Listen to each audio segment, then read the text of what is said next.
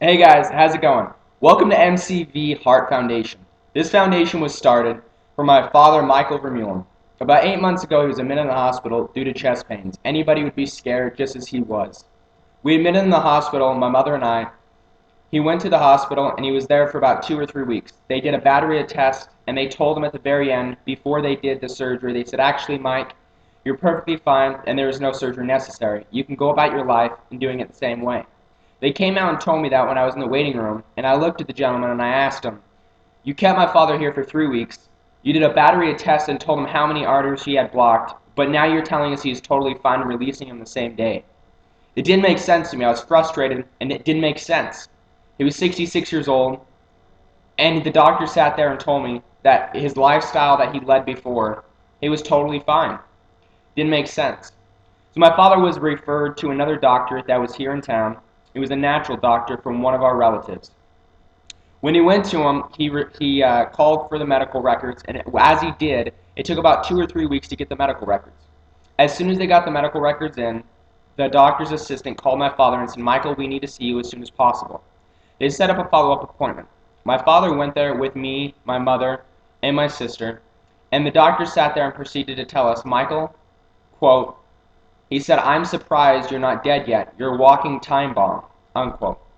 When he said this to my father, I got scared. I didn't really know what to think. I thought, if my father passed away tomorrow, what would I do? I think that a lot of people, when you say that you've lost somebody close to you, it's not as close when it becomes your father or mother. So I started this foundation. My father went back to the cardiologist a couple days ago, and they said, Mike, you're a walking time bomb as well. There's medication that we can give you. There's more pills that we can give you. But all you can do is eat a little bit healthier and just hope for the best and see how long you can live. I'm not going to accept that. So I started this foundation to raise money for several different reasons.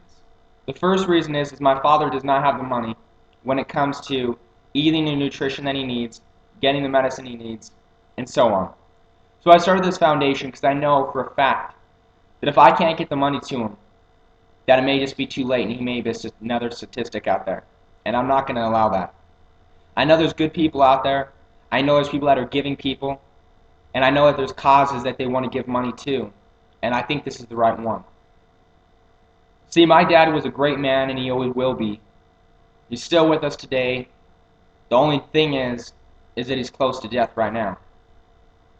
I'm doing this, I'm 19 years old, and I'm trying to save his life.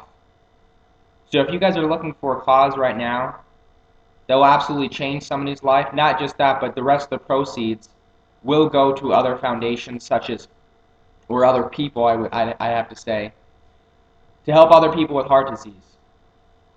See, the thing is more like I heard somebody the other day say, you go to the ghetto and people say that there's drive-bys, but, the drive-thrus are killing more people than the drive-bys.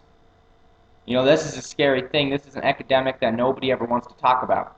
People don't like to talk about it, and people ignore the fact that it happens.